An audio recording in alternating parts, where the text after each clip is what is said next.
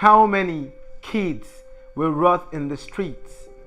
How many more than we already have? Littered as crumbs and like pieces of garbage, prone to be blown away by the wind on a rampage. How many kids will get what they rightfully deserve? Education, the basic solution to a war ignited by poverty and ignorance, societal negligence, war like pestilence, ravaging lives of promising kids and shattering dreams. Over 8 million homeless and defenseless. Over 8 million with no access to schooling. The pain is endless. How reckless.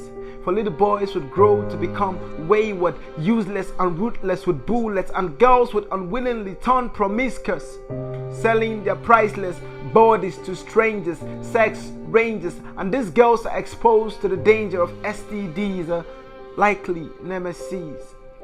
So what's the remedy to this tragedy? See, if the right strategy is in place to get these kids back to school, their lives will play out like sweet orchestral melodies. How beautiful.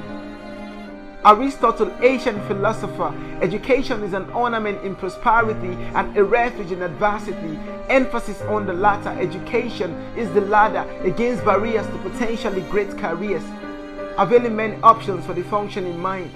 Education is kind, a walking stick for the blind, the passport to freedom, the leverage to lead a life well defined.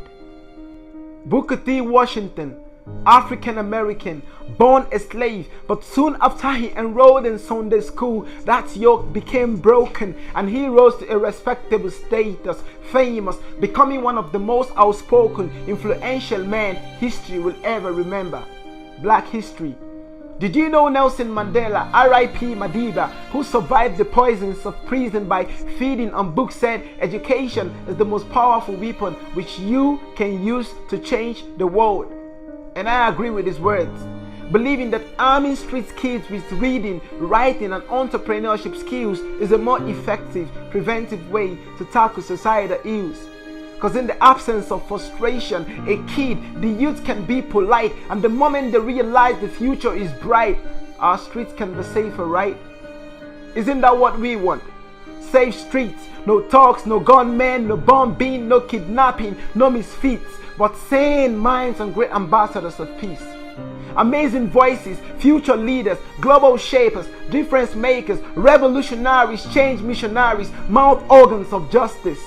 My point is, every child has potential, a destiny to fulfill, but to get to the top of that hill with relative ease, learning is essential. Access to valuable information, so we can do more with the better formation to inspire children living in slums and dark corners, children from broken homes, their lives like broken bones. We can do more to make them become, for instance, men of honor, women of substance. We can do more to make young people understand the purpose for existing, living with meaning and achieving, instead of rusting on the sidelines of redundancy or being available in the toolkit of insurgency.